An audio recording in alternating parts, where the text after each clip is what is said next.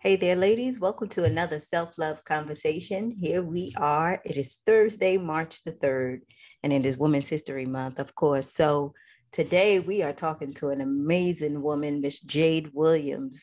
And I love your tagline, Jade, from wounded to wealthy. I Yeah. definitely want to know a little bit about your story. So tonight we're going to talk about some financial talk. We're going to talk about a little bit of trauma. We're going to talk about how we can start to set ourselves free.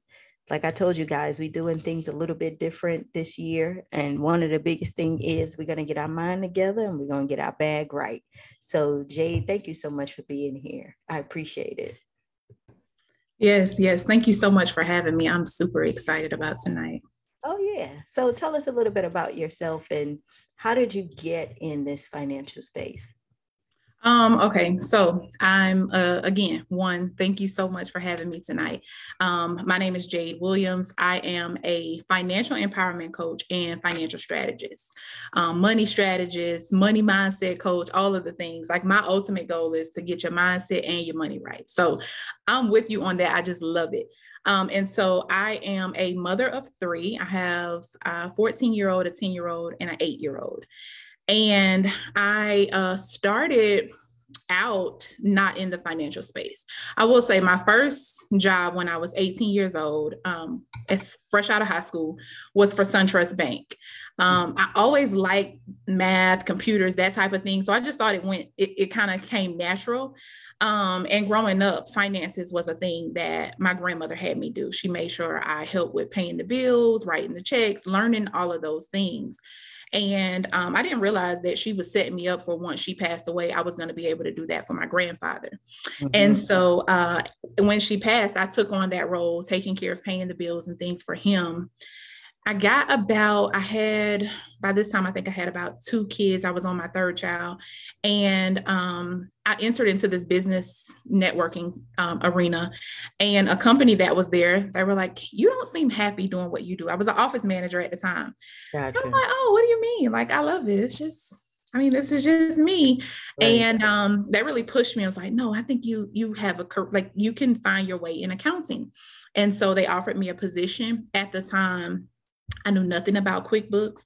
I knew nothing about accounting, so to speak. I knew that accounting was the opposite of banking. So when we reconcile an account in a bank, it's opposite of what we do in the accounting field, but I had no real experience.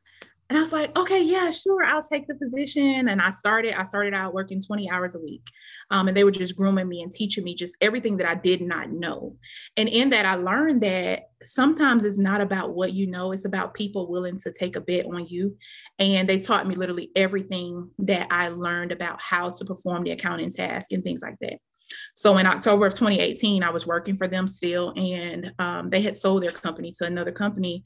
And I resigned in October. It was like October 2nd, 2018, to start my own accounting business. Cause I said, listen, things are going kind of shady over here. And if I'm going to be, in 2018, I said, look, I've been doing all these different things. I had an event planning business and all this different stuff. And I'm like, this just isn't working. So right. If one day I'm going to become this accountant that they say I am, at that time, I didn't know who I was. If I'm going to become this person that they say I am, I don't want to be guilty by association, by being associated with this company that's doing these things.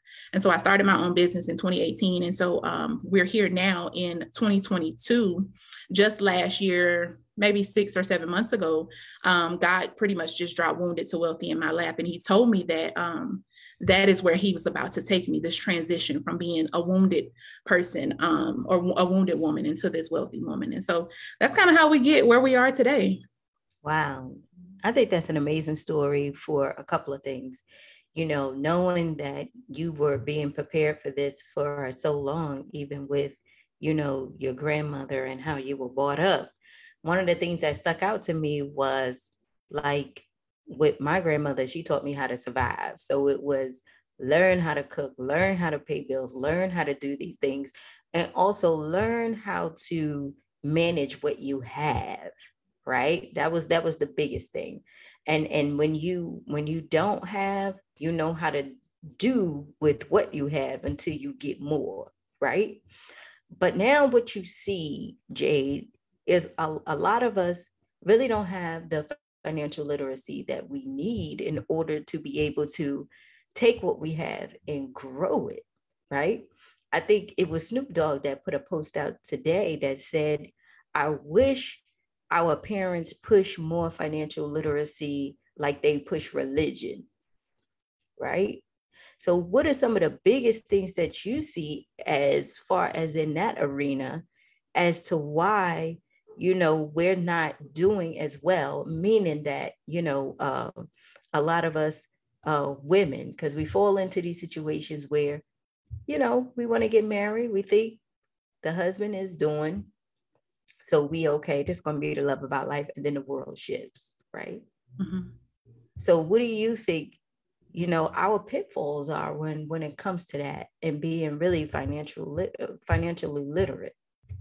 Well, I can agree with that point that Snoop Dogg made, because so though my grandmother taught me to pay the bills, that was really the teaching. We sat down and we paid the bills every month.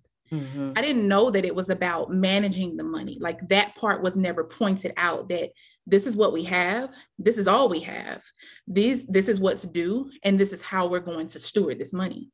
And so that wasn't a real teaching that I had. So even myself, as I became a young adult, as I had my first child at 18, then I didn't know, right? Mm-hmm. And so my mother, though she was in the house with us when I was being raised, she didn't have the financial knowledge either. So when my grandparents, or my grandmother, essentially, when she passed away, I didn't get any of that knowledge. I didn't know anything. I just knew that growing up, I didn't have these financial struggles. So as an adult or a young adult, now that I have the money, I can just continue to do whatever I want to do with it, because that's what I saw growing up. And so I think it's super important that we learn more about the financial literacy versus what they've been taught as far as religion. Money is evil. You shouldn't think about money. You shouldn't do these things. I think for me, and I push this for a lot of women, is to get clear on what God said, right? Mm-hmm. Getting clear on the fact that I know that he promised me abundance. I know that he said I would be the lender and not the borrower. Right. And once you know those things, like, stand on those things. So if religion is going to be a part of it, there has to be that. You have to bridge them and get to the truths of it, right? Stick to the facts. I always say, stick to the facts. What do the facts show, right? Mm-hmm. And so one of the things that I talked about the other day was one of the reasons why Black families, Black women, one of the reasons why we are still in bondage financially is because growing up, our parents told us, you don't tell X, Y, and Z what's going on in our household. Whether that be about the finances, whether that be about just life in general, right? But I realized as an adult now that it was all rooted in pride. It was because they didn't want the Greens to know what the Joneses were doing.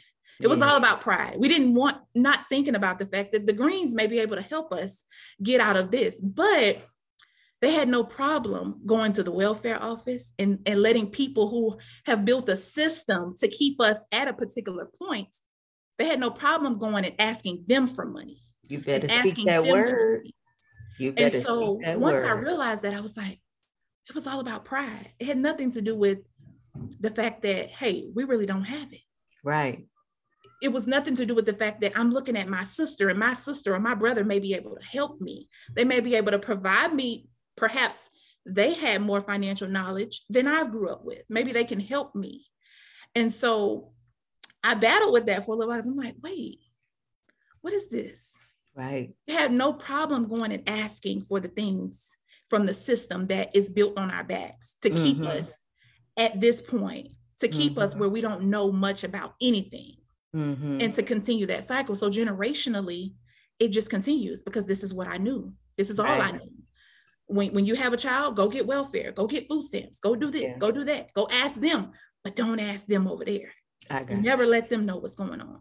Yeah. And so you 100% right about that. And like you said, the cycle does continue, but when you try to break out of the cycle, you really don't know the steps. So you only relying on what you've been taught in school or what you read in a book. And then you have to go through all these trials and tribulations to go ahead and figure it out, and then if you get married, you know, like my grandmother told me when my husband came to the house, told her that she, you know, that he wanted to marry me, and she will put me to the side and say, make sure you have your home wrecking hussy account, just in case he leave with a home wrecking hussy, right? You got money to start your life over. So already you thinking in the negative, where it's like, you know, sometimes it doesn't always work out. So you only preparing and having things for the worst, right? You're never thinking about stocks. You're never thinking about savings. You're never thinking about these things unless, let's say you at your job, you get a 401k, you get, you know, these things where, you know, you got kids, you feel like you got a responsibility. But my question to you is, how do we start? Because I think there's so many things that are out there, Jade, right? Where they tell you to do one thing and then they turn around and say that thing is not the right thing to do. Cash is trash.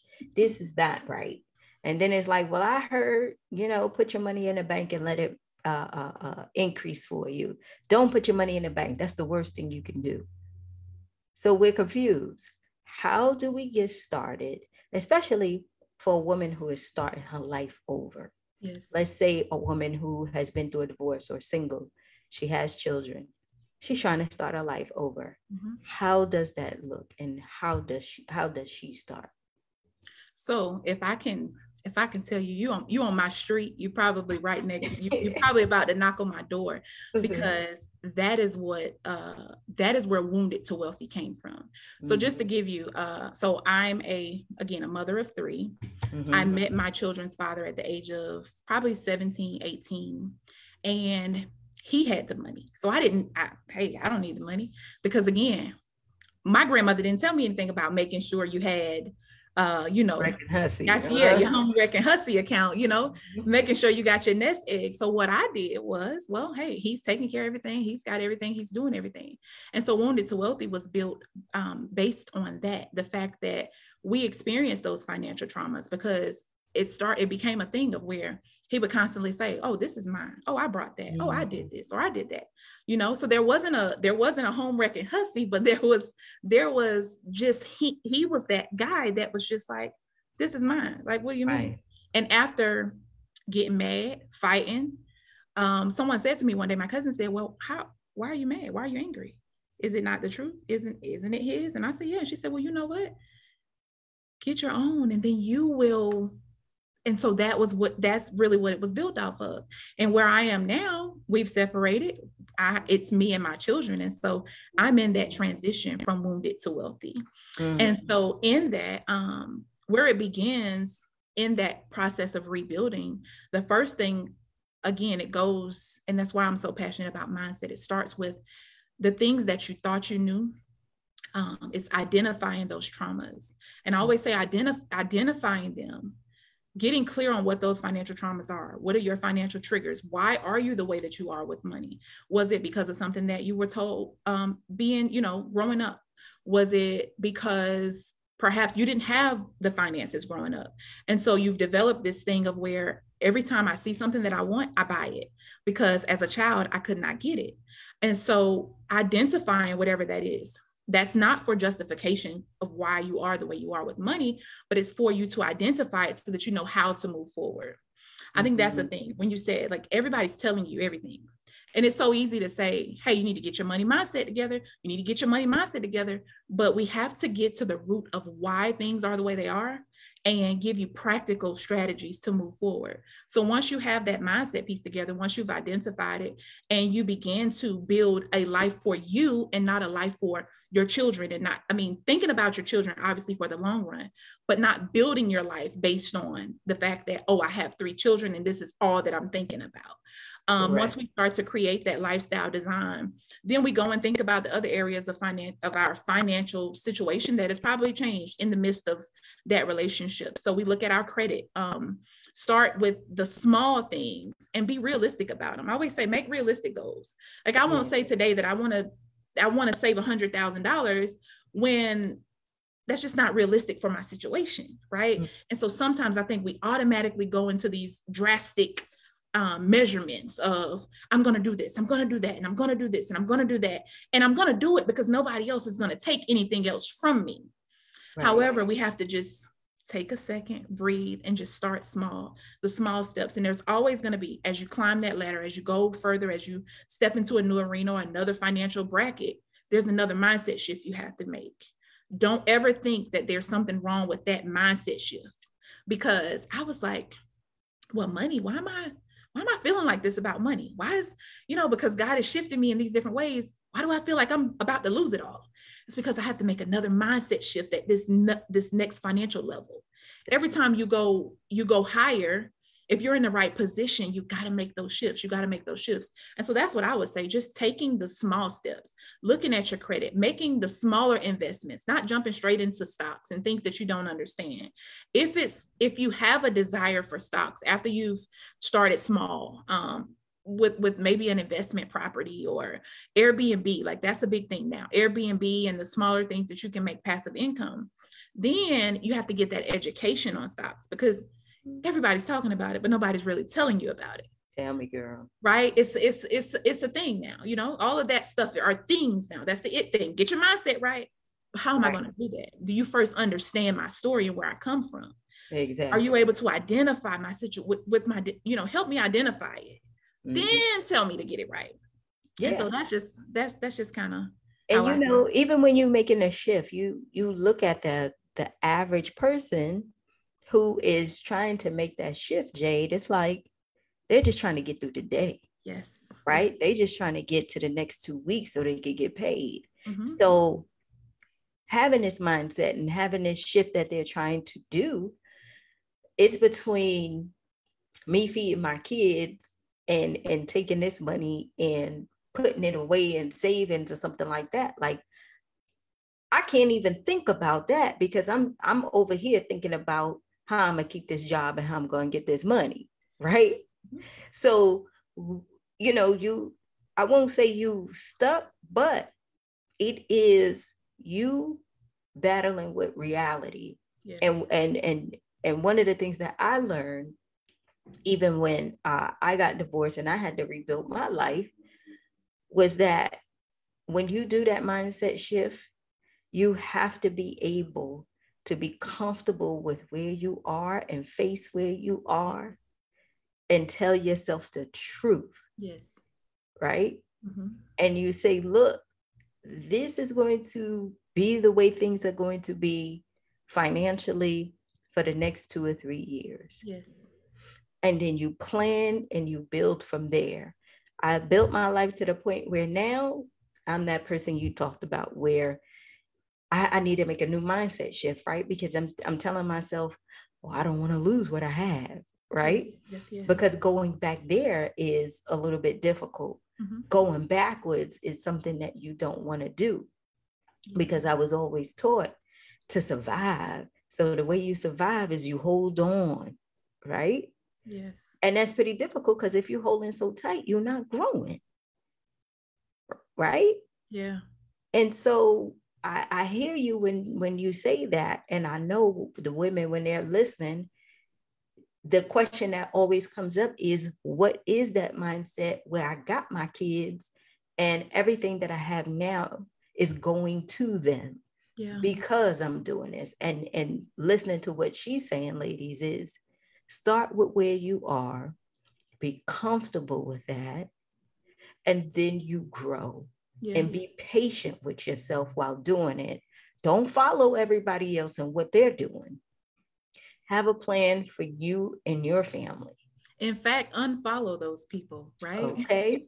Because they're not doing it. It's not doing anything. Not saying that what they're doing is not good, but you don't want to put those things in your head like you're doing things wrong. Yes. Right. Give yourself grace, right? Yeah. And just that shift, right, that you're talking about, that, okay, well, I got this, but I have my kids over here. In full transparency, I told someone in December of last year, God completely shifted my life. And he said, go. And I'm like, but the math ain't mathing, right? Mm-hmm. So what are we? And so there was a thing of either we're going to pay the rent or we're going to pay this thing. Right. Well, by default, I have 3 kids looking at me. So we're going to pay this rent. Right. And so I had to, and I vacillated for a while. Like, what am I going to do? And I felt like, oh, this is just like, God, you called me here, but to go through this, but I had to make that shift. Mm-hmm. What am I doing in the wait? Like, what am I doing in the meantime? We talk about faith without works is dead, but how am I working? What am I doing? Am I stewarding what I already have? Right? How am I handling the little bit that I'm being given? And then just being okay with the fact that, okay, for right now, like you said, for the next year, 2, perhaps it may happen in 6 months, but for right now, this is going to be what my life is. I'm going to get comfortable with that. I'm not going to beat myself up about it. I'm going to give myself grace. The mistakes that I made financially, they are what they are. They are in the past, but it's how we're going to move forward, right? God's already forgiven me for my financial mistakes, so I can't condemn myself for them. Right. And so it's how we move forward. It's being, like, again, it's everything you just said, being okay with where you are, mm-hmm. being okay with what you have. And then if there's things that you know that you have a particular goal, then it's how do we position ourselves for increase? And then when we get that increase, how do we handle it? Because right. that is a thing that I find in the Black community more than any other, is when we get more, we get more, right? When we get more cash, we go out and get more expenses. We go out and get a $500 a month car and things that, for what? Because that's for the greens. We don't want the greens to know what's going on over here, you know? Mm-hmm. And so I mean, everything you said, that was it. So for the woman who's listening to you, what is the best way? Do we start out with a bank account, or we have a bank account? We put 30% away? Do we do the 20 rule? Like, what do you suggest that we do in order to go ahead and really start at the simplest mindset of, is that saving? Is that budgeting? And then what will be that next level to actually grow that? So I recommend starting with budgeting, right? And I say budgeting and accountability. What I find is that most women, they start with a budget. Hey, Jade told me how to start a budget. Okay, I'm budgeting, but they're not consistent because they don't have that accountability or the understanding of what this budgeting, what does all this mean? I know it means that this is the money I have, this is the money I can spend, but what does that really mean? And so starting with budgeting is going to be like the number one. After that mindset shift, after you're okay with where you are, then that budgeting is going to be that next piece. And then once you get to a place of where you've got the budget down pat, you're like, okay, I know what I have. I know what I'm spending. I know that this is what I have extra. And when you make your budget, put some money in there for self-care. Like I don't care if it's just to go and get your feet, $20 here to do this or whatever. Create that, because if you don't have that, then you're going to feel like all I'm doing is just working to pay bills. I'm just going through this just to be going through this. Take time for yourself, whatever that looks like. Even if it's not going to get a pedicure and it's just to buy a candle every month, like whatever that looks like, put something in there for yourself. And then once you do that, I definitely recommend having a bank account so that there's some people like me, I do better with the debit card. I've heard other women say, if my money's in the bank, I'm going to spend it. Like I do better with it in my pocket. I'm like, wow, really? But whatever that is for you, I definitely recommend a bank account.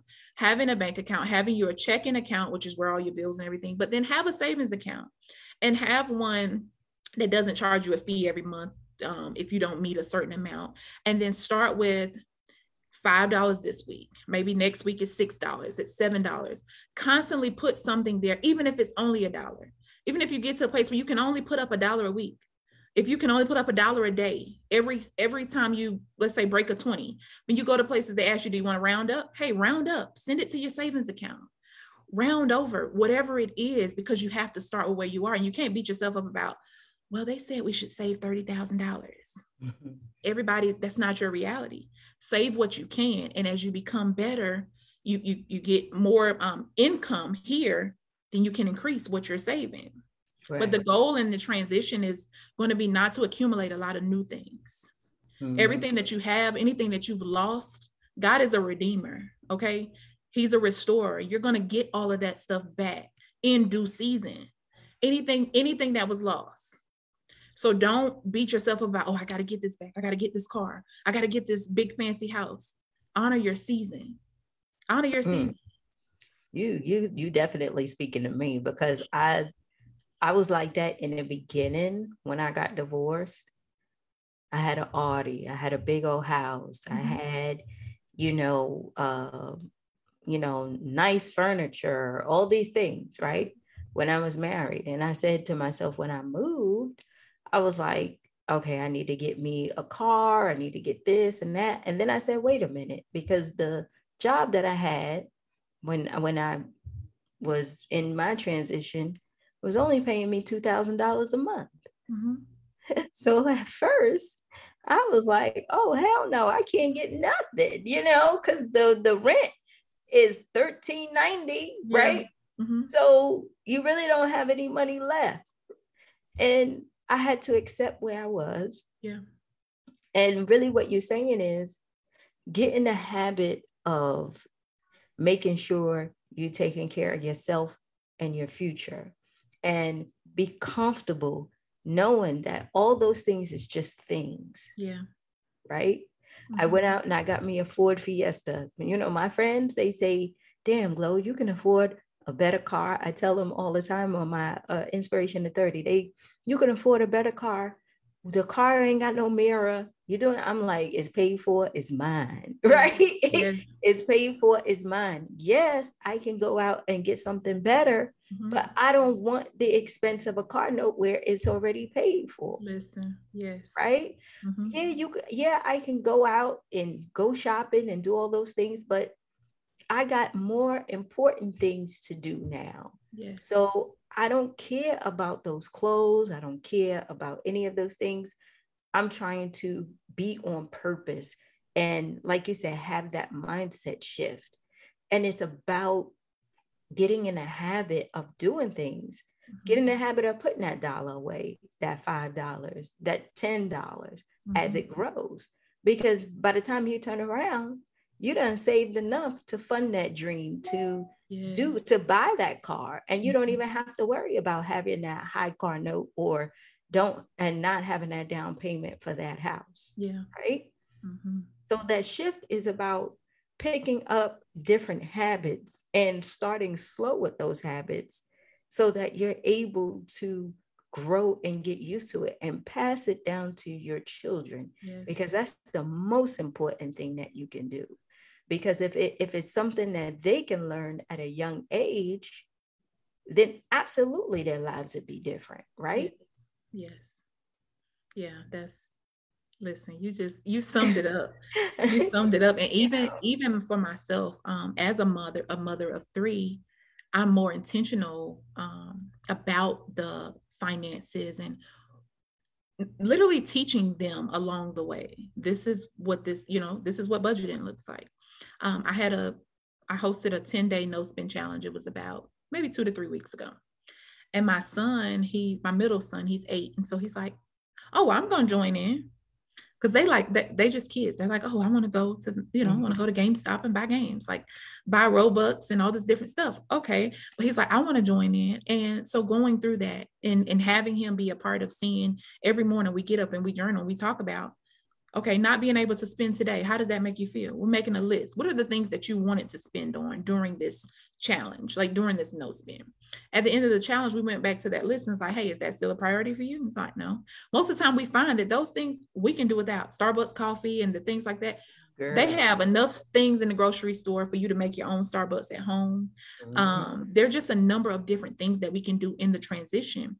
And I'm grateful that normally I host the challenge, but I don't really participate. I participated this time and I learned so much, and to be able to show my children that. So I know that financial literacy is being passed on to them. They can go and talk about it to their friends, and as they grow and have children and their children's children, the cycle will continue. And so it's so important. My thing is food. Yeah. Tell them all the time. That's where most of my money goes. Yeah. Working food. Like I gotta get out them restaurants, but I love to eat. That's funny because as working at SunTrust, I had no children at the time. I had no responsibilities. I paid my phone. I think my granddad paid my phone bill. The only thing I had to do was make sure that I wanted to make sure that because you come and pick me up every day, he would pick me up every day from work. I'm going to put gas in your car. That's the only responsibility I had. Like you said, the job had 401k. I didn't know anything about that. They said, hey, we're going to put this and you match it. And okay, fine. I put money into 401k, but everything else, we was, Red Lobster, wherever we want to go eat, that was the thing, It's so easy to go out and get food, especially now we got DoorDash and Uber Eats, they bring it to you. But when I look at the service fees, the other day, I said, I really don't want to cook. I really don't want to go to the place and get it. I looked at the service fees and I was like, you know what? I'm going in the kitchen. I'll find something to take out because it's so easy to spend on food. It's so easy to spend on food. It is. And that's my struggle where I'm trying to get myself together with that because you go on my Instagram or you hear me talking a lot. That's the first thing I talk about. I went to this restaurant and I had this. And you see pictures of steak and cobbler and macaroni and cheese and all this stuff, right? Then you want to taste something else. By that time, the bill $100. But you sitting up there and you say it to yourself, well, I walked out with no bag. So I spent $100 on some food, but now I got to buy food the next day because it ain't no food at the house. You know what I'm saying? So really that $100 could have went on 1 week of groceries because I'm single. You know what I'm saying? But one of the things that I started doing in this was I started looking at cooking videos. I think I'm looking at different cooking videos every day. I'm like, wow, that looks good. And I know that back to my childhood, my grandmother, we would bake together. Now baking and cooking are two different things. However, I mean, baking is different. Cooking is, I feel like it's more labor. But I said, I'm going to go to the Dollar Tree. I'm going to buy me a glass plate. I'm going to buy me and so now I make it fun. I want to, I get the little circle and I put my rice in a circle and I drizzle this and I do. So I've learned to just make fun of it, make it a thing of where I'm challenging myself. I'm doing something different. And I find now, I said, I need to get on YouTube. Like I need to start sharing cooking videos. So that's what's been helping me because now I'm like, I get up and cook like it's just nothing now. I'm just going to cook today. Well, keep me in your prayers with that. Because my my whole I like the atmosphere of being in a restaurant. I like the atmosphere of having drinks and hanging out, because that's my thing where I'm like, I like the ambiance of being around people. We eating good food and we just laughing, right? And next thing you know, you look at the bill and you like, oh, well, I got to work 4 more hours. Because we already spent it, right? So I'm not getting better with it. I gotta try. I gotta and pace yourself. Even depending on how many days a week. Because now, before we moved, I don't cook on Saturdays. Or I don't cook on Fridays. It was one or the other. It was either we're not going to cook on Friday or we're not going to cook on Saturday. And so getting to that place of figuring that out. And then I'm like, hey, well, in my budget, this is a part of my budget. We're eating out on this particular one of these days. Right. So add that into the budget, just, and pay and just pace yourself. And then you may, I don't know, because every time a new restaurant comes about, I'm like, hey, that's me. That's me. I understand it. I'm gonna do something though, because I have to, because I keep telling myself I gotta be a little bit more disciplined when it comes to that area, because but I love, that's why I created the sisterhood, because I love being around people. I love being in an environment where we are social and celebrating, and to me food is like the main thing around that, because you can go to a restaurant, you can sit at the bar, you can laugh and have drinks and talk to the bartender, right? But it is nothing like being around some good people, eating some good food, and just fellowshipping and gossiping about the people that you see walking in the door. You know what I'm saying? So I'm working on that. But how do I'm gonna have to send you the information, because I have a friend that is what she teaches networking or helps you network, and that's literally what it's centered around, networking over a meal. And she creates this this event every quarter. Mm-hmm. And it's that ambient. You feel like you're in a restaurant, but it's chef prepared, and it's oh man, yeah. yes. And she's passionate about it. She's like, I think that the best conversations happen over a meal. Absolutely. That's me all day long. Yeah, I have to So see how do we find you? How do we connect with you? So you can find me. I'm on Instagram at I'm Jade Williams. It's I am Jade Williams. My website is jadewilliams.com. And then we are launching this month our official Instagram page, which is From Wounded to Wealthy. So at From Wounded to Wealthy.